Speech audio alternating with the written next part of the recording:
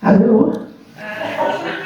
Thanks very much for having me. I'm the Equalities Convener of the ALBA Party, but I was previously a member of the SNP, and I'm delighted to have been able to work out that Joan I was born in the same year. Because I remember the 1979 referendum too. I was old enough to vote, but only just missed out. What I had done though was I had campaigned for it, and as I said, I was in the SNP for decades before I left last year to join ALBA.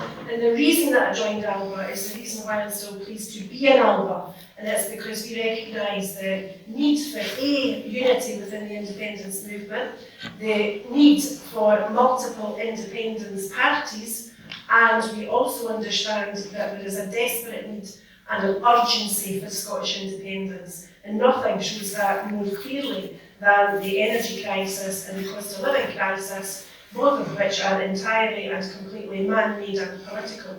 So on your seats tonight, you've got a copy of the ALBA book.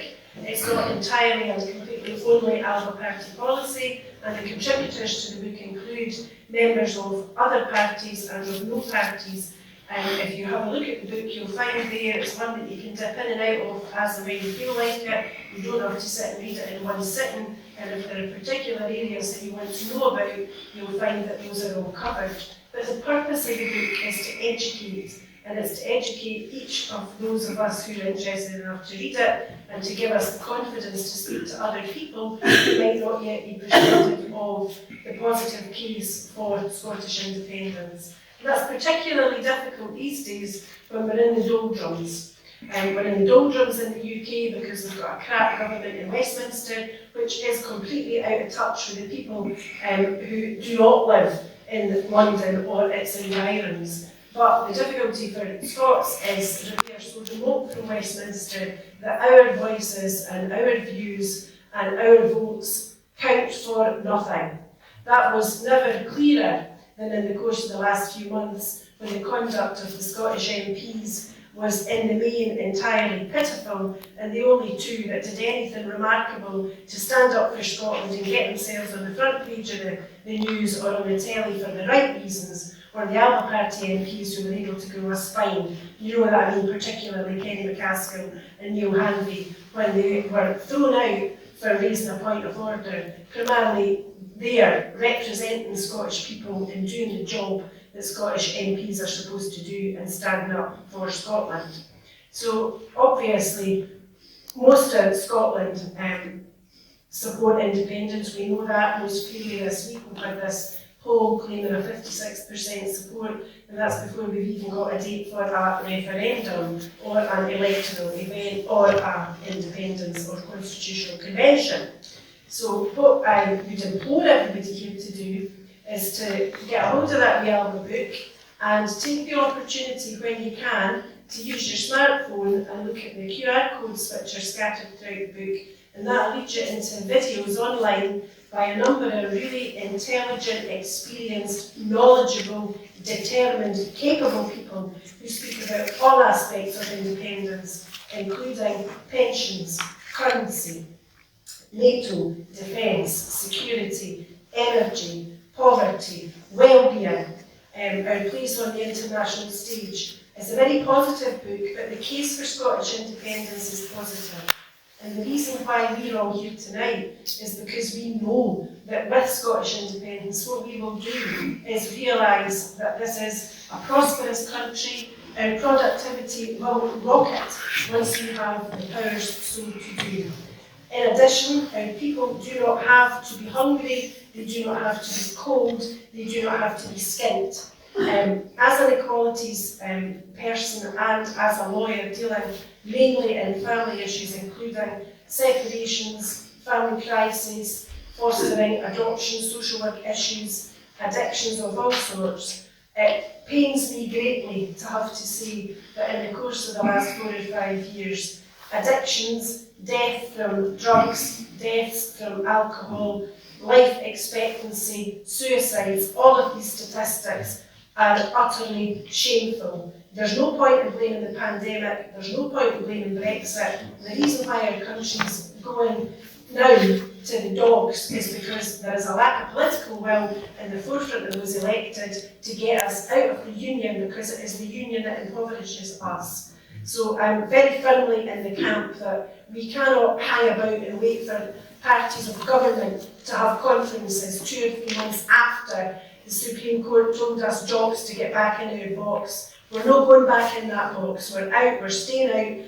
and we're here until independence comes, and the quicker the better. Now, the route towards that independence is something that ALBA will be very focused on tomorrow, particularly when we have our National Assembly. But we've been focused on the urgency and the need for independence for a very long time now. What you've heard though recently from the Scottish Government is that they have to think again. Well, in my book, it's Westminster that has to think again, not the Scots. The Scots know what they want. The people of Scotland, born here, moved here, or who've yet to arrive here, who are entitled to call themselves Scots, or who aspire to become Scots, what they need to do is multiple actions, including political, and have political representatives with a backbone sufficient to demand that there be a constitutional convention. It was promised by Nicola Sturgeon on the 31st of January 2020, and at every single opportunity she ought to be reminded of that. In addition, I would invite all Scots to consider to sign the St Angus Day Declaration, which is an ALBA declaration written, I think, by Alex Salmond, whereby we reiterate that the sovereignty of Scotland lies with the Scottish people. It's very important to continue to hammer that home. It is, as I know Sara will come on to, the claim of right is the golden thread that runs through Scotland's democracy and democratic right of the Scottish people. So I think that what we need to do as a movement and as a country is to have the confidence to stand on our own 2 feet and make this country the peaceful, powerful, prosperous world leader that we know we should be. Thank you very much.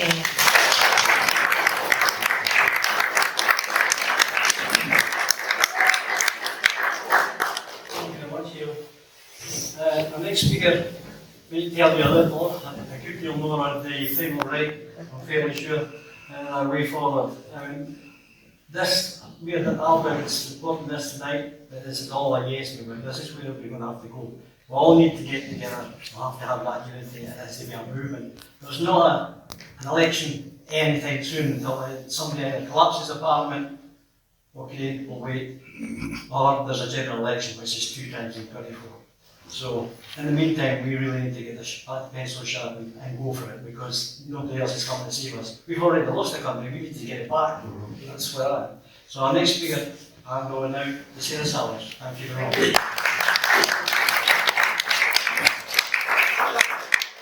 I shouldn't, but I'm going to be allowed to wait. I'm going to tell you, I voted.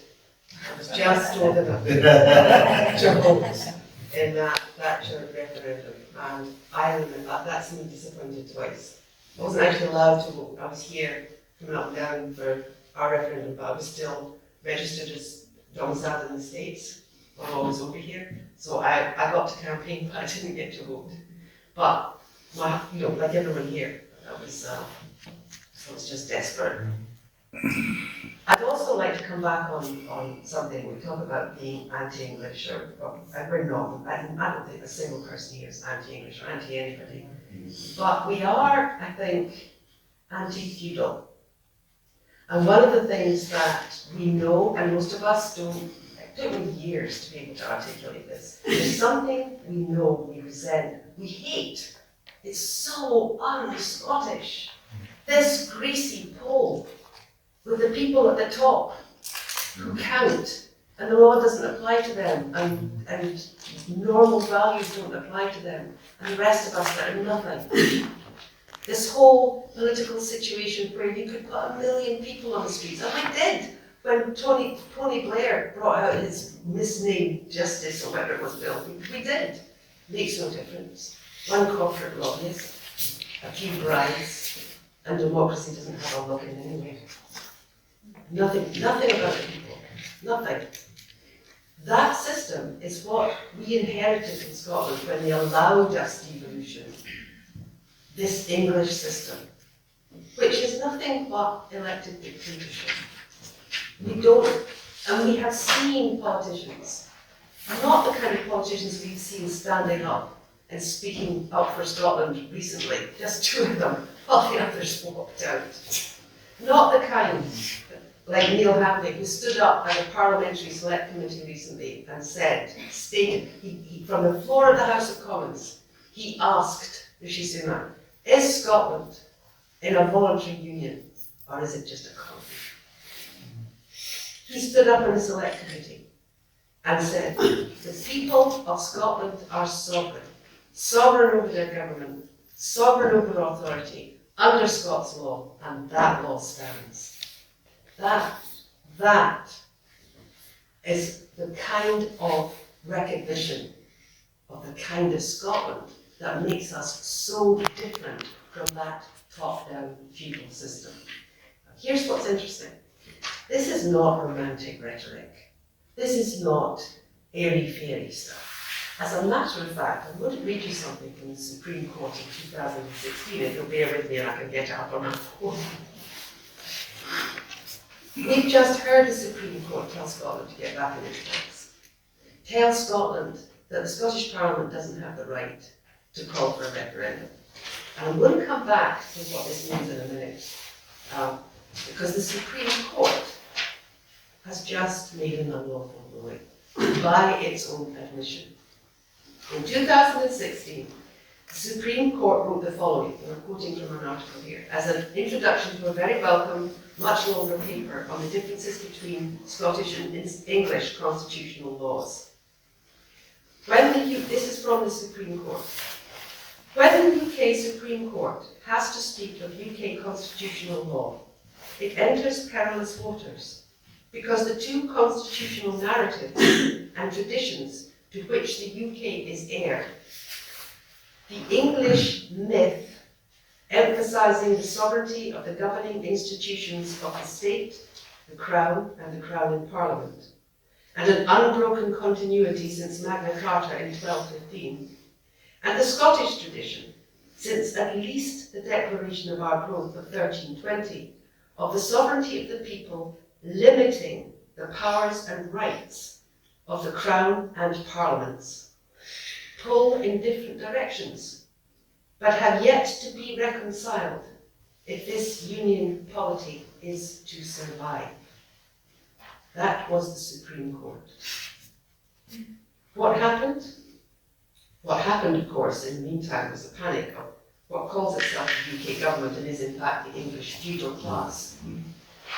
Now, we have an inherent loathing of that feudal class, but not of the people. And let's be honest, the people of England are as brutalised as we are. Although, to be perfectly fair, if you look through, you can't find many records of hundreds of thousands of English people being sold into slavery, which you can in Scotland. What does this mean? What this means is that if we had representation in Hollywood that had a backbone, that group of people could turn around on the basis of that Supreme Court and others, on the basis of a treaty by which the claim of right, which reserved the sovereignty of the people, it's called the Fundamental Constitution of Scotland, is a condition of the Union. They could turn around to Westminster tomorrow and say, you're quite right. We are the Scottish Executive. We were set up by you. We are answerable to you. But you, under an international treaty covered by the principles of bona fide and pacta sunt, must stand. Therefore, within this irreconcilable set of constitutions, what you agreed to was that whatever applied in England as to this total overlord position where the people have no say, in Scotland, we answer to the people of Scotland. In Scotland, you answer first to the people of Scotland. And we're in Scotland. And because you must answer to the people of Scotland, and they're above you, we answer to you. In order to be legal, we have to obey the will of the Scottish people. And that could be referred tomorrow to an international court. Guess how they would have to rule? We've got the Supreme Court behind it. We've got masses of evidence of what the treaty actually says. Here is the fact. I'm sorry, Westminster. I'm sorry, Supreme Court. By the way, the Supreme Court, here's a wee fact for you. The Supreme Court was brought in by Tony Blair, replacing what's known as the Appellate Court. The Appellate Court is a kind of an, the best way to explain it, it's kind of an extension of the Court of Session. It's the Lords in Parliament. That is a specifically Scottish court, and under the provisions of the Court of Session, and also by extension of the Appellate Court, a ruling by Westminster, any act or statute passed by Westminster which violated Scots law, could be struck down by our court. The Court of Session has just shown it will answer to Westminster, and it will uphold the myth of Westminster sovereignty. So we definitely need politicians who will stand by the people and who will use the sovereignty of the Scottish people to say, this is the ultimate authority in Scotland. You cannot gainsay. They have repeatedly voted for a referendum for a party that has promised a referendum on independence. They have repeatedly voted, both in the general election and in the Scottish elections. Therefore, they have expressed their will and you may not countermand it. While we don't have a political body willing to do that, we are going to have to bring that out to people. This is who you are. This is the power you actually have. It is time to tell those politicians, you are supposed to be upholding our sovereignty. You are supposed to be upholding us as the final authority in the land. In the meantime, some of us are getting ready to take a petition to the international community to show that the Scotland we think we're in, the Scotland the world thinks that we're in, is not what we're really living in. What we've been told about who we are and what we have a right to is false. We've been treated absolutely in every way, as those of you who've read or listened to ALBA or read Dunhudden will know. In every single way that defines a colony, Scotland has been treated in that way, precisely in that way. The standing condition that the people in Scotland are sovereign has been violated. And it's not the only thing that's been violated. Here's a very interesting discovery. Scotland is constitutionally and legally what is known as a sovereign territorial nation. As the authority, Robert Callender wrote about it, and it's been studied by various international bodies because it's interesting, we are what's known as a stateless nation. We entered a political and economic union, and you will notice nobody talks about the territorial union. They talk about the political and economic union. We never entered a territorial union. And under international law, what that means is, as far as we can see, they never had a right to touch the oil and gas in Scotland. We would have always had to pay a tax burden because we're in an economic union. But we're in a very similar position to a kingdom known as the Faroe Islands. And because they're part of the Danish state, and because they retain territorial sovereignty in the same way that Scotland actually did, although it's been ignored, they can enter into treaties. They manage their own resources. They pay their taxes, but they can opt out. So there's a lot of push and opening up of what is Scotland's real position here and who are we to be done. A lot of, for me, it's about restoring to people in Scotland the sense of who we really are, what we're entitled to, what we can demand from our politicians, from the government, and on our own behalf. And it changes the way that we see things. Not going cap in hand to these corrupt so-and-sos in Westminster who are looking out for vested interests and tax havens, but changing that story, that we don't have to get them to agree to this. There are other ways of getting these things into place. Now, nobody has, I've heard this one, it's magic bullet. Nobody has a magic bullet. It's exactly the same process, no matter what you're doing. Persuading people to vote for politicians that will stand up for people and restore the rights of the people of Scotland. Supporting those politicians ourselves. Persuading our friends internationally. Exactly the same as canvassing. You're amazed how political it is. Getting support, bringing that together, pushing that forward, campaigning, and hoping that that message comes out. But it's a powerful message. It's a message of justice. It's a message of hope. It's a message about restoring something that should always have been there, and of rebalancing what's wrong. What I'm involved in doing is we're not a political party. We're not going to be a political party. That's not what we're going to do. And we have no interest in doing it. But what we do hope to do is inspire people to see who they are, why it matters that we're not just North Britain, what we can have back, what it could look like. Bringing that golden thread, as Eva talked about, into the present tense, and why that matters. So that's what we are working on: restoring, reforming, liberating our own people, so that in the end, when in any nation that has actually achieved its freedom, it has always come from the people. It will always come from the people. And that's kind of a burden, and it's kind of scary. But it's also exciting, because it means it's all of us. All of us. And for me, it goes right back to what the whole Scottish Constitution comes from. It comes from something called the Dukas today. Back then, it means one thing: home. We are family, and the land we live on is our home. And that's how we're going to have to operate. And we have a lot of work to do, and we have a lot to claim back.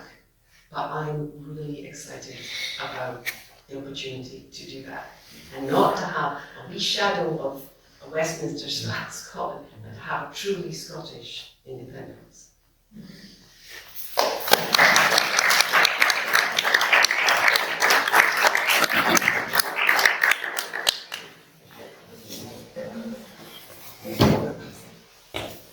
Thank you very much, Sara. Is there any questions from the floor? Does anyone want to just pop up and just hand? Sara.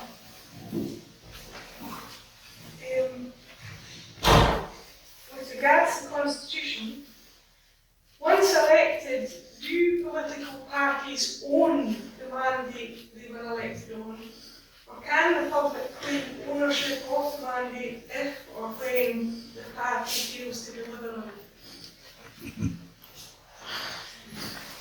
Well, one of the things that we've been looking at recently, there's a group of us that also working on something, the Scottish National Congress group, which is getting ready to create a sort of steering group for their movement that will be going to the UN. And we've been looking at the Swiss constitution. What's really interesting is we've got a member, Ken McInnes, he's an author. He's got a book coming out in April called When Russia Did Democracy. He's a political historian and commentator and various other things. And Switzerland, way back when, was very similar to Scotland. It had very similar, it began as lots of little parts, but at one point it had this very similar constitution. Here's what's really interesting. You know how the Magna Carta is this great democratic thing, mother of parliaments, this. Well, he educated us to the fact that actually the odd man out in England and in Europe was England. He said all these other countries did not need a Magna Carta because they had something very similar to Scotland, where the authority was answerable to the people. Switzerland has developed so that they now have a thing called the Constituante, which is a body which is exactly the Convention of the Estates. There's not a politician on it. What they do is what Scotland was doing. It took, here's the power, and then here's the kind of ombudsman, regulator. They don't have any power except regulation. So if things go wrong, and this lot here gets corrupt and gets company slippers, and you know, this lot here, who don't, and they're elected in a sort of jury type role, keep tabs on them.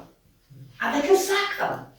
Exactly the way the Scottish Constitution said that people can sack the government.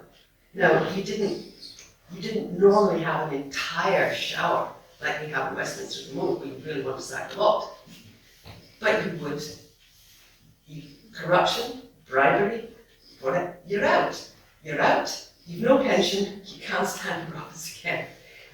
That is public accountability. I think I was thinking more along the lines of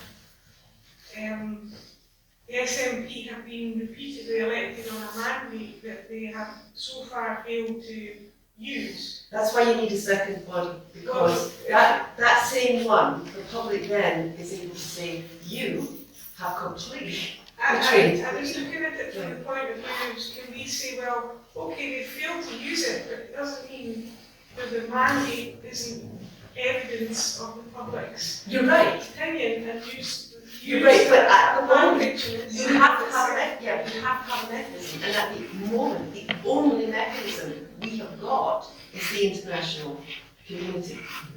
What we'd like to see is a mechanism where, you know, we could get, now, I'm going to be perfectly honest, we could get somebody like Alex Salmon in. You know, we could have politicians of the calibre of Neil or Kenny. But who's to say, you know, however down the line, who's going to get in?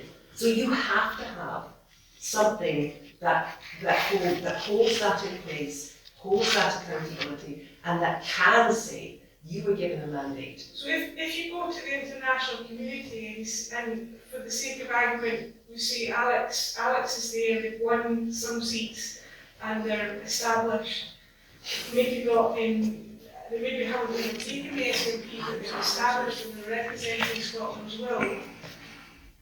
I'd like to be able to say that Alex can say, well, okay, we only won 10% of the vote, but the SNP stood on this particular mandate and got 55% of the vote, and the fact that they've so far failed to use it is neither here nor there. They didn't tell the public that they weren't going to use the mandate, they've got that mandate, so here's a package of evidence that represents 55% of the public's vote, and we want that mandate represented even though the SNP haven't shown up to do the job. Two ways to do this.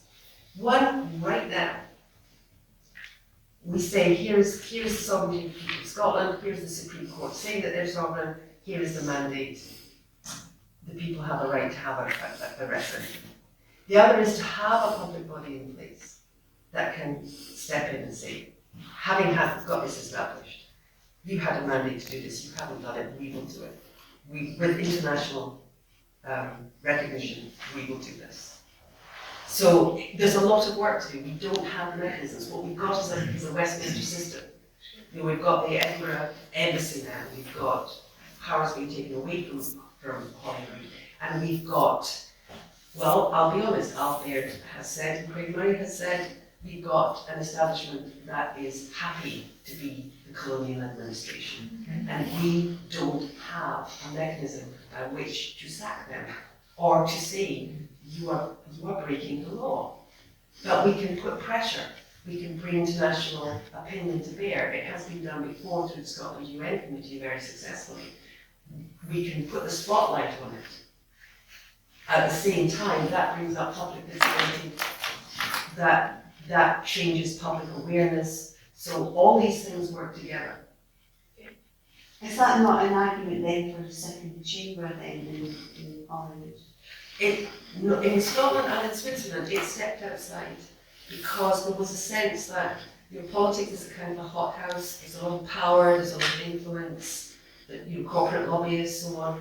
What they had was something that worked very closely with the Parliament, but it was outside of it, much like they have now in Switzerland. And this is for discussions for people to decide. This is not, This is something that it will be up to people in Scotland to choose. So it's another body that's going to hold the Parliament to account. That's what we vote for, yes. But surely that's like checks and balances that many countries have in the constitution. What the laws was meant to be should have obviously been abolished a long, long time ago. If we were independent, I do think that we should have a second chamber to provide the checks and balances. And the other point though is, yeah, we can sack them. We can sack them at elections. And maybe we should have more frequent elections, because 5 years, I mean, Scottish Parliament was 4 years to begin with, but then they self-servingly changed it to 5 years for no real reason, you know. But even, I know in Australia they have them every 2 years. And then on the point about the people not doing what they're saying and being corrupt, we don't have good recall. We don't have an ability to recall MSPs. We do have MPs, but it's very, very difficult. So I would say, like, for independence in our plans, those things, recall a second chamber and maybe look at the length of time. And what they do in America, I know nobody thinks America is great, but you know, you would have like the first chamber, you would have your election 1 year, and maybe 2 or 3 years later you elect your second chamber, you know, for that. But that could be worked out. But I see like what you're saying, Sarah, there's always, like this, to my mind, the solution is vote them out and get politicians that are doing what they say. Get a second chamber in our constitution for New Scotland and get good powers of recall. And we could do powers of recall now in the Scottish Parliament. The Scottish Parliament have the power to bring in that bill. But of course they won't, because they won't want to be recalled, which is a slight problem. So we need to do it in the constitution. But that's what I would ask. Can I just ask you a question? Recall, what do you mean by It means like if you're an MSP, right, at the moment, if you get in England, oh no, actually in the whole of the UK, if you get about, I think it's like 10% of the electorate to sign something and say that MP's been rubbish. It might be 20%, I don't know, I'll look it up on Google. But a certain percentage, then they have to go up for election again. That's just a break one of the rules. Yes. And can someone else stand in their place then? Yes, totally. And also there's a few other things, like if they, but I think it might be the same in Scotland, like if they go to jail and things like that, you know, that you can actually recall, because it happened, I think, I wish I'd read that before I came. I think it might have happened in Wales or somewhere. Charlie Elphick as well, and Kent. Yeah, on Kent, you know, something was, I don't know what they were doing wrong, but you can recall people, but we can't recall MSPs. So it's something that they have, ability that they have for Westminster MPs, but not for MSPs. So if you know, if you imagine like what you could do if you had that power, you could just recall all the SNP MPs, because, you know, basically, they are getting us independence. SNP MSPs, you know, sorry. I think that you're limiting the amount of time that a First Minister can be a First Minister as well. That's, you know, we're now starting to talk about constitutional political system. And it's important to look and see what we did have and why we had it. And what would that look like in modern terms? Because we've been colonised, let's face it, for 300 years. We need to be able to say, this is ours. We're going to put it back. We're going to modernise it. But my goodness, there are so many countries now that are really, really implementing participatory democracy. A proper relationship between the people and their government. You know, and it's long since time that we started looking at what we could do and how we could do that based on who we really are. So we can say that's part of our identity. I wanted to look slightly different, like Sally, and the point that you raised about the mandates. And I take the view, and I think many other people do too, that the mandates to the Scottish Government, to the SNP, to hold a referendum, aren't dead. Those mandates have been repeated, they're still alive. Yeah. There might be a life support as the result of the decision of the Supreme Court, but they can be revived. And the real fact of the matter is that I think if you saw particularly the interview that Keith Brown, the deputy leader or deputy FM, or whatever it is, he gave an interview where he was asked, well, what do you do now? And can you have a Hollywood election earlier than scheduled, or is there something you can do? And he started his answer by saying, you need a 2/3 or a supermajority in Parliament to be able to do that. Yeah. And there was a big bubble above Scotland, which was swear words of people in ALBA that said that very thing last year and had been constantly ridiculed. So thanks, Keith Powell, my own MSP, for telling everybody what we've been telling you since the party was invented last year. But there is another way to have an early Holyrood election, which is that the First Minister resigns. And if the First Minister resigns, and there's no First Minister to replace him within 28 days, there has to be a Scottish Holyrood election. That's very simple and it's very straightforward and it's very easily achieved. It's a matter of political will. So I would say that people who want to see action in Scotland should be reminding their MSPs, and they should be, phoning Radio Scotland in the morning when there's one of these, bias unionist programmes on, or getting onto the telly, getting onto Question Time, writing to newspapers and saying, well, why don't we have a Holyrood election? Because there's no good reason why not. And the Holyrood election would have the franchise that we like, where we have 16-year-olds being able to vote, we have Europeans being able to vote, we have a more favourable franchise. And I would say if we had an early Holyrood election, which is achievable in the fashion described, and we can go into the detail if people would like to know about that, but if we had an early Holyrood election with a supermajority, and yes, I'm going to say it again, SNP 1, ALBA 2, where more than 75% of the elected representatives favoured independence. What better mandate do you need than that to say we're having it this time? And that can be done, and that could be done quite literally within the next couple of months. If it's not done, that tells you all you need to know, if you didn't know it already, about the motivation of the current leadership of the Scottish Government. Not the motivation of the SNP as a party, but the motivation of the government. A kind of slight add-on to that, though, is that the ongoing difficulty that you've got within the Scottish political system is that there are still too many people that are in it for party as opposed to country. And if we didn't have that problem, we would be living in a different country now. And I think what we also need to try to develop, and hopefully it's developing at meetings like this, is the recognition that those of us who want independence are all on the same side.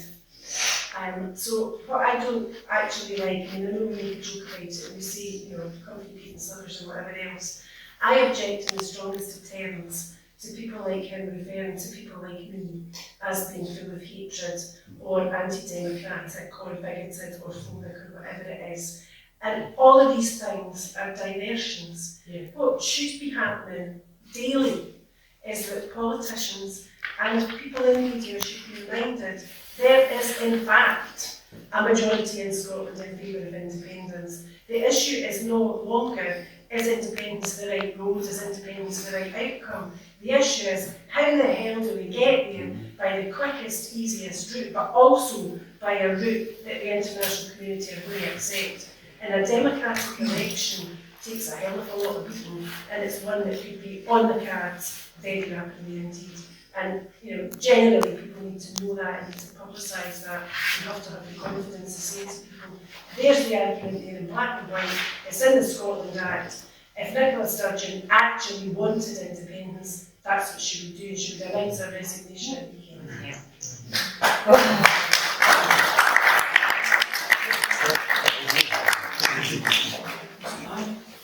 Does anyone think that the two youngsters who are now leading the Westminster Party and who have relegated that lot, the unmentionables, are actually going to be more willing to work and be more aggressive in promoting independence? I don't know him at all. Mary Black, of course, is a very intelligent woman, apart from one flaw, and that's "you can pee beside me" t-shirt. What's other people's opinions? Need a bigger Kit Kat. Pardon? Need a bigger Kit Kat. I could use something like that because I didn't vote for 26 years, and it was only about 4 months ago that I actually went in the voter register.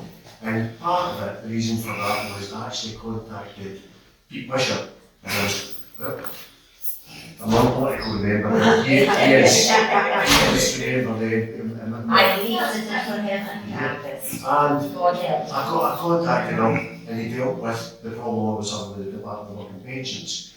And I started watching television an awful lot more, or my phone, not the TV itself. And I can't hide my passion for Scotland becoming independent. It's right through me. It has always been. Now, what I've noticed, especially since I started going in at the hub, was when that decision was made 2 weeks ago down in London, I went to the rally that night, and what I was really surprised about was the age group, the demographic of the people there. There was 250 to 300 people there, and everybody, the vast majority were 50 plus. And that really surprised me, because my feeling is that the youngsters themselves, you spoke to my two boys, they're as drunk as they come, they're right through them. So I expected to see a lot more youngsters, that's one thing. But the next thing I noticed was that, I'll give you an example, the following night after that, it was a freezing cold night as it was that night, and I went for a walk, and sometimes I go midweek for 2 pints of Guinness in a wee pub up the road. And I went in, and there was this guy sitting in his stool, and I was absolutely Baltic. And the guy says to me, he says, freezing out there? I says, certainly bloody is. He says, you'd be mad to be standing out there. He says, like the idiots last night, these independent loonies. And I says, sorry, I beg your pardon? He says, the independence loonies. I says, actually, I'm one of these loonies. I says, seriously? He says, no way. You one of these SNP twats? I says, no, I'm non-political. The point I'm trying to make here, and like you were saying, there's so many people believe in independence. These people have to Labour, Tory, whether they're Green, whatever party they are. But what I've been getting, because I'm putting all the argument, I'm up for an argument. I really am. I'm loving it at the minute. I mean, I'm real wound up at the minute. And at the end of that thing that we did a couple of weeks ago, I was wandering about and I was watching the presentations and the music, and to be honest with you, I was full of anger and sadness. And I thought, this is it, coming again, yes. So if anybody wanted to argue about the subject, I'm your man. I'm going to have this argument. So the guy says to me, says, so you're one of these SNP? I say, absolutely not. I says, I'm not talking politics here, I'm talking about what you should be feeling, that we should be governing our own country. Why do we have to have somebody else telling us what to do? And then, because, and it's a 50 plus age group that's giving these answers. So it seems to be a contradiction to the people that were at the rally. And then he says, we can't even govern ourselves. I says, what do you mean we can't govern ourselves? He says, we don't even know how, we've not even got the money. And then stupid things, we've not got the money. No, all right. I says, what about oil and gas money? And the wee guy across there, the 73-year-old, another one, he says, you're talking nonsense. And he says, I says, what do you mean I'm talking nonsense? I says, Richie Sunak only said 2 nights ago, by the way, in Parliament, that in the next 6 years there's going to be 90 billion minimum taken from the North Sea in tax revenue. I says, do you know how much that means? This 3-year-old says, do you know how much that means? That's 15 billion a year that should be going into Holyrood and not down the road. It's the same with the taxes for whisky and everything else that we're getting taxed on. We don't even see it. I said, but that money should be coming. And he says, you're talking. He says, we've got the Norwegians own all the oil rigs, all the rigs. At that point, well, here's the back of my head. I says, the Norwegians own all the rigs in the North Sea. I says, is that right? I says, tell me something. I knew the answer. I says, how many rigs have you been on in the North Sea? Give me a clue, give me a name, and I'll tell you if I've been on it. And he says to the barman, remember Billy told us about it? I said, never mind Billy, never mind the barman. You said that Scotland couldn't manage itself and we wouldn't have the money. So let's have you and me in front of everybody else having this out. I want to hear you what you say to me. I says, I've just told you about Richie Sunak, 90 billion. That's 15 billion a year could be in your coffers, by the way. I says, but what is he talking about? So I quoted certain things about offshore. I says, what have you done with your life? I says, you've never been offshore in your life. I says, you're a waiter in the prison before you retired. I says, and you sit there telling me your country can't be managed ourselves. And that's what we're up against. And we've got people who are completely blinkered and uneducated. I bought about 40 leaflets at the back, but see we've got some already. And it's the one with the percentages on it. And I love figures and I love percentages because it's reflective of what resources we've got. And I'm having debates with these people and I'm up for this. So now there's 3 of you. Right, let's have more of this. And what I'm trying to say to them is, do you know something? If you go back to, you were talking about Switzerland here, and I referred to Switzerland earlier on, their inflation rate is sitting at 3%. We're sitting at 11. How is theirs 3? Because they produce 92% of their own energy. But we've got the same ability to do the same thing. So for me, so one other guy says, you're not listening. I says, I've just told you, and I'm going to say it again, I'm non-party political. I says, this is about my country. He says, we're not going to have a central bank. He says, everybody the money. I says, look, do you honestly think if when it comes to we going to be independent, it's not going to be done in an organised way for both parties? And they quote things like the DVLA and the tax system. I says, all these are part of the United Kingdom at the minute. We've got equal share of that. I says, and we would just be taking our portion of it and keeping it in Scotland. I says, I'll go back to the 90 billion. I says, instantly, we've got the leadership in the Scottish Parliament, we turn around and say every business in Scotland, by the way, the tax comes here. And he says, I says, I'll tell you what I do with the energy. As I've said earlier on, Thatcher destroyed Scotland, Ravenscraig, Darry, the Mill, Brit Oil, BP, the power generation, etc. What I would do in the Scottish Government, like other countries do, Switzerland owns its own power generation distribution, so does Norway, and what I would do is, I would partly nationalise every one of these industries. So I'd say, we own 51%, and you own 49 private companies. And if you want to make more money, you'll invest more money. But the tax and a lot of the interest revenue would come straight to Scotland, straight into your coffers. Same with the power distribution. So I'd make sure we're no longer relying on this international gas price. That's why we're getting hammered at the minute. That's why pensioners are freezing cold. And that's why single mothers with kids are deciding, am I going to eat food tonight or am I going to have the kids warm? So to me, Scotland should be thinking, their energy plan should be thinking way in the future, and we should be telling the public that's what we want to do. Because there's too many people saying, you can't do it yourselves. And it's nonsense. Yeah, it's like, we're talking about who owns Scotland. Just a small example, but a really significant one. The Fourth Ports Authority, one of the largest leading port operators in the UK, manages a number of ports including Tilbury, Grangemouth, Leith and Rosyth. Who owns the Fourth Ports Authority? It's a company called Angus Infrastructure Partners, an independent fund manager specialising in European infrastructure, and it's one of Canada's largest pension investment managers. So don't let anybody tell you that Scotland can't run its own affairs better than multinational, international companies that own our country. Absolutely, right across the board, they own the country. Building some of the biggest social building projects owned by international corporations. And what is the bottom line for all these companies that Scotland has been hocked to?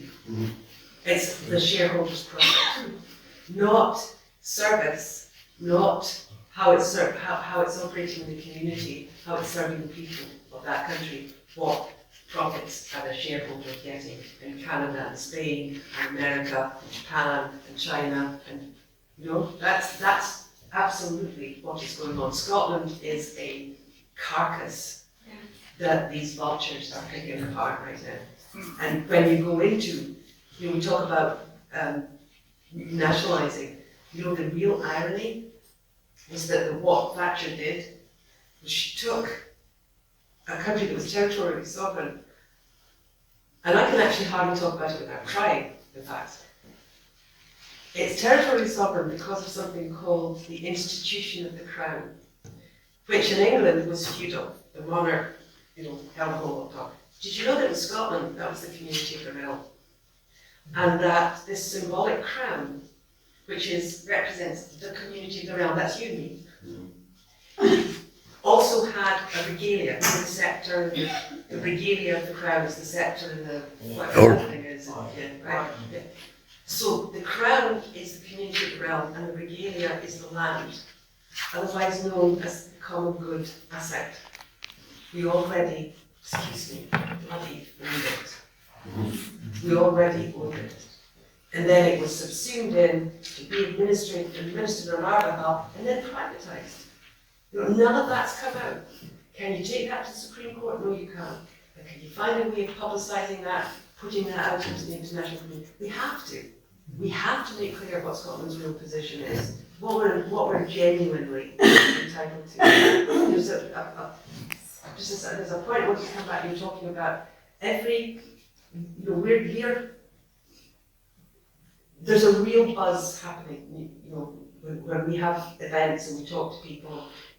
What you said was true. Everybody's over 50. We're finding, we've got people from all parties who are members of SALVO, and they canvass and whatever. But we're finding that they're coming back from the doorstep. They're saying, so two people came back and were reporting about this, and we're canvassing for two were ALBA. We've got SNP as well. We've got these two people were canvassing and came back. They said, we got this response. What do you think? You're knocking on the door is ALBA policy. Yeah, we like the policy, so will we vote? This is and you know what the turnout was for the by-election. No. Why? There's no point. It doesn't change anything. The young people that we've canvassed, and we've actually done a little early canvassing work through just polling of small groups, they're not interested in politics, in political parties. They're interested in amnesty. They're interested in the global, the climate change. They're interested in revolution. Something that's going to fundamentally change the system that we're in, whereby the wealthy get wealthier and the poor get poorer, and the planet is just destroyed in the interest of profit. The old structures, the old system, they don't trust. They don't believe it's going to do anything. So we have got to find a way to get through that. We have got to find a way I think we have to start looking at what can be offered in an independent Scotland that would be a light to the world. Saying, we are going to do this differently. Look, we have this, we have these things in place. We have this notion that the land we live in is our home, and we have to take care of it. We have the common good at the centre. We have an automatic relationship with the land, with the earth, with the way that we relate to it. That has got to be how we get through to young people. Because telling them to vote for this party, no matter how good, and they are good, the plans for an independent Scotland, they can be wonderful, and they are, but they're not making it through to the kids at the concerts and the rallies for climate change and environmental justice. We've got to make a breakthrough there. Thank you.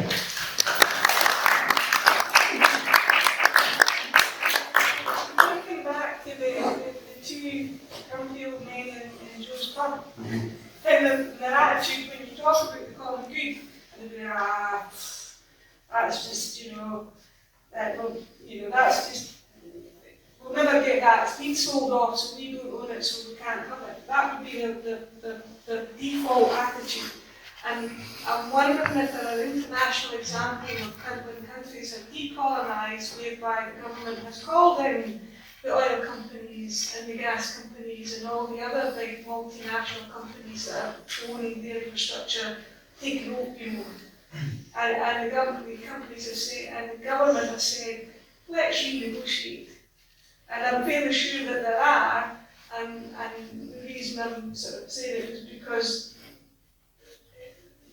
I get principle of common good, but if there are also these hard-nosed examples of what's been done in other countries when they went independent, I think that's also a good example to put to people to say, well, governments can be very Can I add on to that? Yeah. So I'm listening to all of you, and I'm a brown person from the third world, and I was born after the decolonization movement, but obviously the way I think is widely influenced by it. And I'm listening to all of your approaches, and you all very much sound, and I don't mean to be offensive, but you very much sound like you're talking from a position of privilege as white people, while the issues that you're facing in terms of being a colony of England is the same issue that African and other Asian countries were facing, like 40, 50, 60 years ago. And I think you need to re-look at how you're analyzing and approaching the problem in some ways, because it's a nice idea that you can go to the UN and get them to recognize you, but like Palestine is recognized by the UN, and that hasn't helped them at all. And I think you have to take a harder approach and have something more stern and something firmer in the back of your mind as well, because when it comes to movements for self-determination, they don't end without violence, they don't end without pain. There isn't really a happy solution, there'll be suffering, and eventually you'll get there. Maybe Zimbabwe tried to nationalize and America placed sanctions on them for like, what is it now, 40 years? It's a hard process, like, it's not. Well, you're absolutely right. I will say one thing. If you look at Scotland's history, you know, we here are, most of us are privileged by comparison with many people. However, Scotland's history, and that means up until, and we're now looking at something very similar again, is not, for the vast majority of people, a history of privilege. It's a history of blood and suffering and genocide. It's a history of having had our languages taken from us, our people sold into slavery, our But you don't talk like that. You don't approach it like that. You don't mention that. You don't form alliances with third world independence movements. Yes, that's exactly what we're doing. Come with it. That is That's not the exactly. impression I'm getting, though. Well, we're talking about it in the independence route here. Neil Handy was in Corsica 6 weeks ago with the leaders of other independence movements, liberation movements, and he took a couple of he read part of the Edinburgh Proclamation, and he was given a standing ovation. There are places where we do that, and the research that I have been doing as to what has happened and how this developed and how we ended up in, and there's a very interesting article by the head of the law department at Cambridge University. He calls the exceptionalism, the sovereignty. This is an empire mentality. The parliament is sovereign over everybody. He calls it political kryptonite. He said it dissolves on contact with legal reality. It has to get into contact with that legal reality.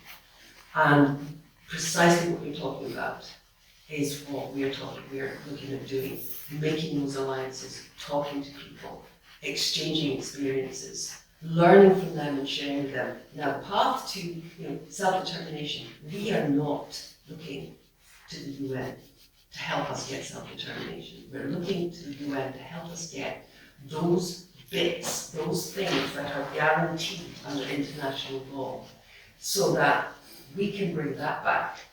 We can put that in place. And as I said, there's a big stick. So there's a huge threat held over Scotland. If you did this, if you declared UDI, if you had your own referendum, if you would not be recognised internationally. There will have to be a democratic vote, of course there will. But the minute that that right to hold that referendum, any referendum we choose, is recognised, the minute that the international community has got up and said, you're a member of the UN Security Council, what are you doing applying parliamentary sovereignty to the European Withdrawal Bill, to the Northern Ireland Protocol, to your treaty with Scotland? We start getting traction. The pressure that can be put on the UK in that way is incalculable. And the sense that people have that they can reclaim, if we reclaim it bit by bit, this bit through the international route, that, as I keep saying, that unties the hands of our politicians. You take that stick away, that big international recognition stick away, because you've already made progress there. And they're free to do so much more without the fear that we wouldn't get international recognition if we held a referendum or if we declared Hollywood elections DC Burnham. So The subtle approach you take now for your alienating young people later. it's a balancing act. You know, I hope to God we get it right. There's no easy way to do this peacefully, you know.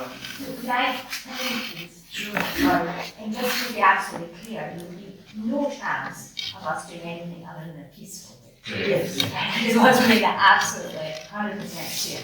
But what we did have in 2014 was a democratic route to independence, and we did vote. And in that day, we did hold our future in our hands, and we could have voted for independence that day. So there is a democratic route. Where I completely agree with you, is we're not fighting. We're not fighting at all. We've had 6.5 years of total not fighting. They could be, you imagine, remember Liz Truss crashed the stock market this recently. If Westminster wasn't able to function during some international crisis because our nearly 50 independence support MPs was snarling them up, because you do it two ways, the ways to get you kicked out, and use their own rules against them, then they would be coming round to our way. But Alex Hammond says, because I've been to all the ALBA books, and I'll tell you make it very, very uncomfortable for them, and you make it harder for them it's easier for them to give you what they want. We haven't been fighting. We haven't fought for 6.5 years. We haven't done anything. We could have Nicola Sturgeon resign, as he says. That's why I thought maybe these youngsters coming in, they might take that approach. Yeah. They might be less careerist. I don't think that, but they don't. Your point is correct. If they did, they might. Let's give them a chance to do it. They might do it. But that's what we need to be doing. We need to be fighting, you know, and demonstrating. It's not enough. Doing demonstrations, peaceful demonstrations that actually bother the British state, places which would concern them. You know, we could be doing more. I'd like to add in something there, please. It is correct that obviously we had an independence referendum in 2014, and it's not that great distress to a lot of people that went and we did. But if I'd have been First Minister since then, and I will be First Minister, what I would have done is I would have continued with my independence referendum bill in the Scottish Parliament. The last place on earth I'd have gone to for a decision would be the Supreme Court. And the reason why I would not have gone to the Supreme Court is not out of disrespect to the legal circumstances, and I actually agree with Roddy Dunlop in some respects about establishing legalities, but we're talking politics here, and we're talking about power and optics in the international community. And what I would have hoped, and it remains a hope of mine, is that an independence referendum bill or a referendum bill of some sort may go through the Scottish Parliament. We know from the Supreme Court that they've said that Holyrood does not have the power to hold an independence referendum, but Holyrood does have the power to hold referenda on other matters, and that's something that needs to be investigated. But what should have happened is the independence referendum bill should have been presented at Holyrood, and Nicola Sturgeon should have been standing there in Holyrood and saying to whoever was the Prime Minister, bring it on, sue us, sue the Scottish Government, sue the Scottish people in a Scottish courts. What would that have looked like internationally?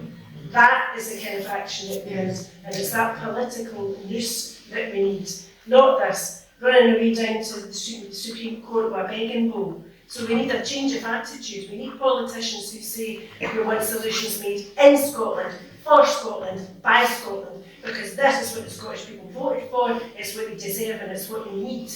That is the way to independence.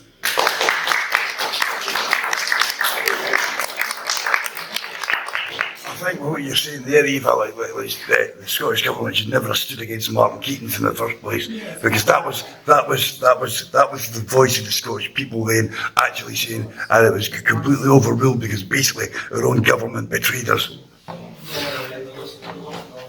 Is there no mechanism for impeaching the First Minister? Because I think that's what ought to be done. I mean, the route forward seems to be get her to resign, have a holiday election, it can all go through next year. She needs to be got out of the way. Is there no legal way of doing that? There's no legal way, but there are political movements, and that's the difficulty. Where you have to distinguish between is it a legal issue or is it a mixture of both. And I suppose that there's a bit of hope when you look at what's just happened in the Westminster case, because obviously there's been a lot of talk going on for a long time. It's many months ago that we first heard rumours that something was going to be happening and the support and it occurred. So I think it's pretty clear to Nicola Sturgeon that there are a lot of. Do you think there needs to be a global revolution then? I think there's one happening, oddly enough, non-violently. I think there's something in the way, there's something happening. There's a sense of that, a sense of that we want to take care of our own, take care of people, take care of our ecosystems, take care of our environment, and that's happening. Yes. And I think not on TV. No, well, I think the youngsters don't really watch TV so much. I think the youngsters, Twitch. strangely enough, I think because they're young, they're still a little bit innocent and naive, and they actually believe what Sturgeon tells them. And Sturgeon's telling them, we've got this. You're going to get an independence referendum, this is what I'm going to do, I've set out my thoughts on it. And they're not reading between the lines. And I know from my children, and teenagers I know, and also my own children, they all think Sturgeon's going to do it. They're all like, what's Sturgeon doing now? What is she going to do about the Supreme Court? They were astonished at the Supreme Court. And so really what it is we've infantilized, I don't know if that's a word. The population, it's almost like you don't worry because Sturgeon's doing it. The minute after, I think it was 2017, she sort of took control of the independence movement, both the timing and the process. No cabinet, there was no vote, nobody decided to go to the Supreme Court other than Sturgeon. Nobody decided they're going to have a plebiscite other than Sturgeon. Nobody decided not to have a plebiscite before other than Sturgeon. So now she's again said, we'll talk about it in 3 or 4 months' time. But the youngsters, they believe her. They actually believe that, Sturgeon's told us. Not on Reddit, they don't. I've lived through the 70s. We saw interest rates at 15%. 15%. It's only what, 5 more. And they're starting to deal with serious pain because they bought their houses on 0.5% or 1% wages. And they had pretty decent wages, they were maybe getting 25, 30 grand, something like that. And that seemed to be just enough to keep them happy. But that's getting all eaten up because the energy bills are coming in now. And the solid, the student fees, everything's going up, their fuel, their cars, everything's on tick. And now they're starting to see bills piling up. We're not going to manage a holiday next year. We're not going to be able to get to school, all that stuff. And it's starting to bite. So what we need to do is give them hope. Yeah. And, you know, That's don't depend on the media are going to give us that, because the only media that works is the social media. Right, so this gets out on spread the word. I would say not only hope, I think we need to give them motivation to get off their arses and Absolutely, it's not going to happen. It's not going to happen without their help. You know, but at the moment, a lot of them are stuck in this little treadmill that we were. You see that it's over 50s, it's going to, because we're free, right? The biggest freedom of and my mum getting paid. because they've been through it and they've seen it all before, seen it all, the t-shirt. So, and a lot of them are still quite naive and believe, And busy. You know, because a lot of them are doing 3 jobs.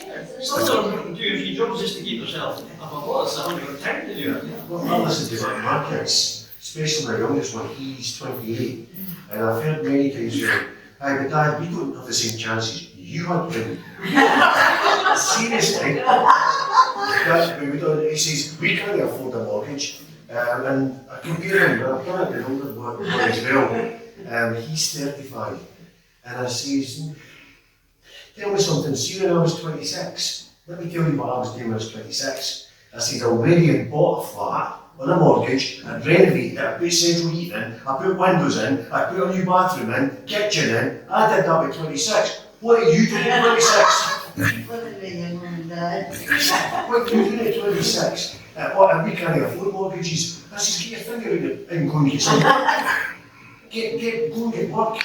I just feel that they're too soft. But I would put that in the conversation in similar terms to when you were saying about what people doing in the early 70s. Because if you think about the early 70s, say folks that were in their 30s and 40s and 50s at that point, they had never had it so good because they'd come out of the post-war era and we were building houses and these houses didn't have toilets and we had an NHS and you didn't have to pay for the doctor anymore and education was becoming, you know, more easily accessible if you like, and you were able to stay on at school for longer. You could start to think about going to university even if you were like me and you were, you know, from a normal working class background, you didn't have money behind you. You had probably 30 or 40 years of improvement, say 30 odd years of improvements in Scotland. So people didn't really have to be hugely politicised because they said, well, look what the Labour Party's done for us. This is fantastic, this is exactly what we want. Then both, you've got recession and followed by Thatcher and what have you. And so the generation now that are in their teens or 20s, they've only ever known devolution. They didn't know what it was like before that. You say Thatcher and you're on that again. All they know about it is Proclaimer songs. So, yes, we've got a job to do, but it's a cyclical thing, isn't it, politics? So I think where we were in the 70s was when the oil was struck and it was going to bonanza. We didn't get an oil fund. At the moment, we've not got a wind fund, but this is it. The next couple of years, Scotland's got to do it. If we don't do it the next couple of years, it won't be Scotland free, it will be Scotland is and will forever more be a desert. Yes. You're absolutely right. Going back to what you were just saying there about the young folk, it's like, I've got my kids are just about ready, well, my second youngest one left home today, but I've only got one left at home out of 6. But basically, they get all their information on a thing called Twitch.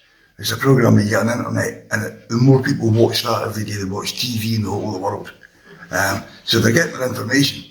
It just depends who's giving them it. And there's another thing is, that there's a group of 20 to 35-year-olds on Reddit that's absolutely massive Scottish independence supporters.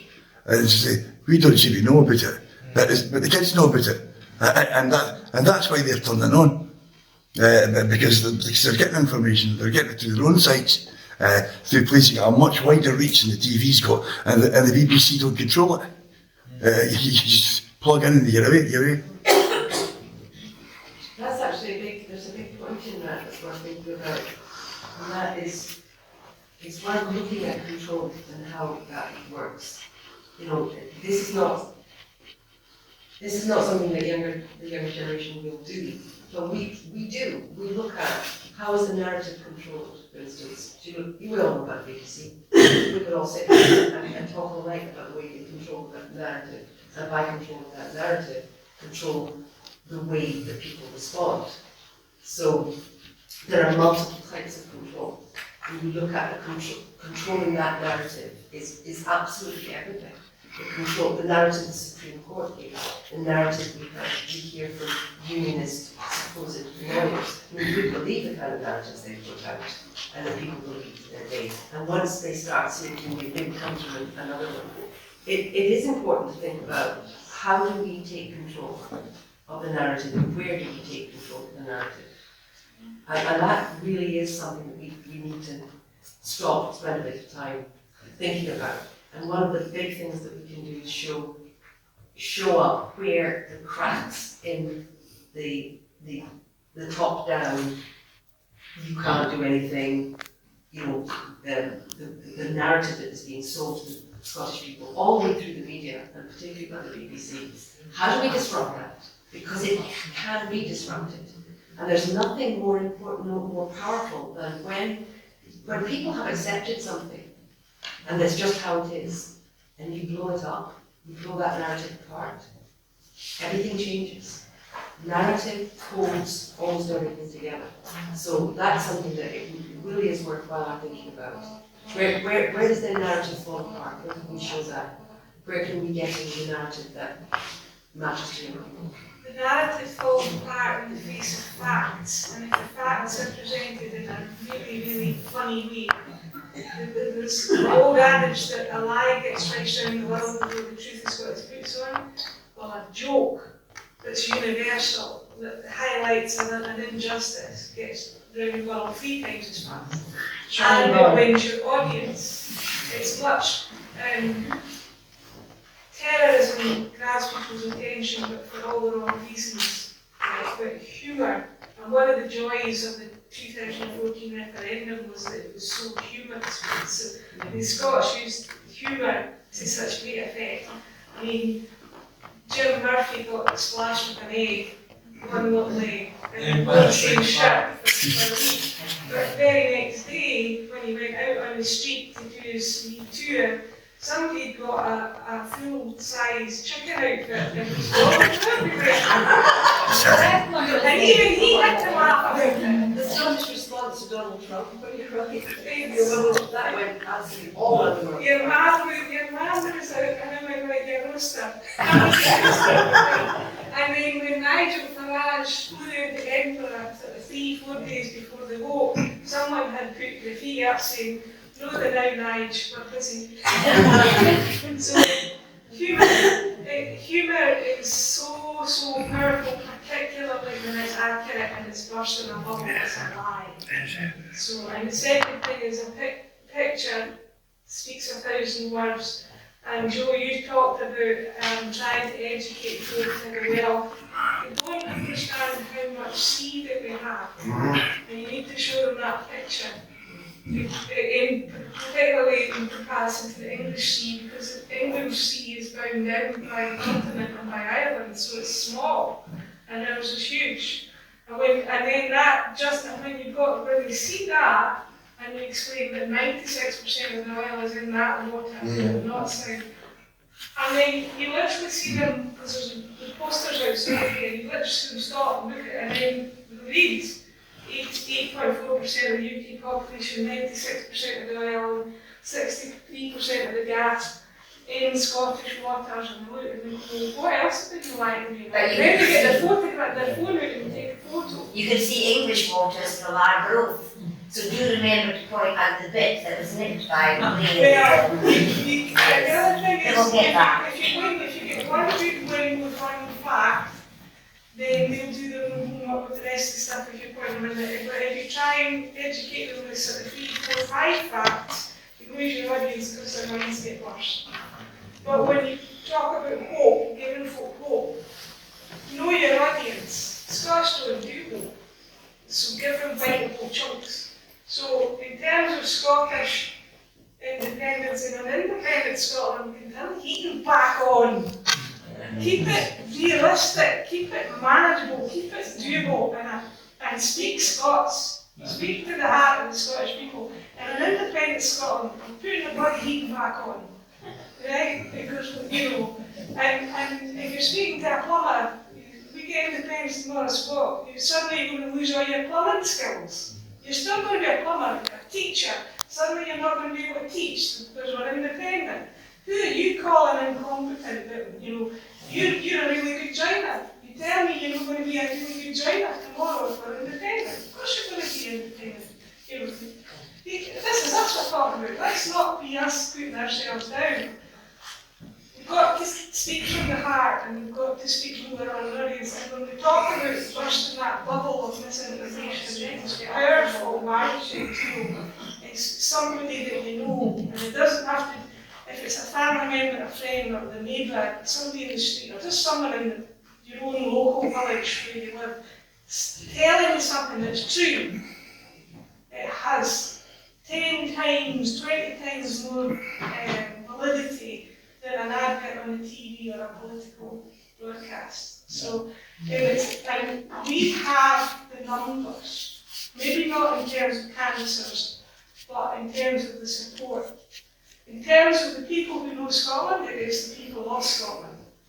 So even the no voters are experts in the, you know, in the bubble here, painter for the prison. He's an expert. He's an expert in the prison and the painting business and that pub and all his wee cronies that he deals with. Right? He's an expert because that's his environment. So you get just one fact across to him that he can live with. Then that's when the cracks start to appear.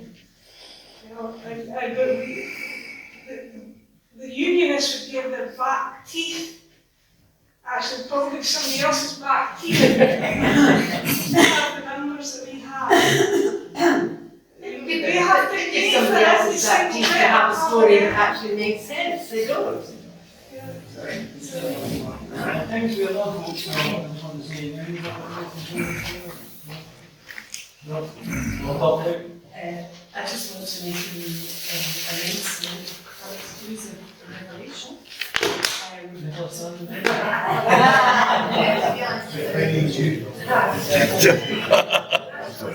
as you know, for Alba tomorrow is oversubscribed. There's then an MC coming up. That is a live edition of Through a Scottish Prism at the Salutation Hotel in Perth, starting sometime after 4 o'clock, probably near 5, I think you've on, is it? So 5 till 7, everybody welcome.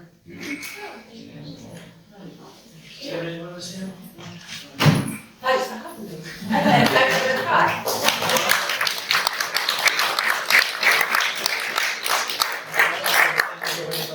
It's been great to have that great come this nice little hall.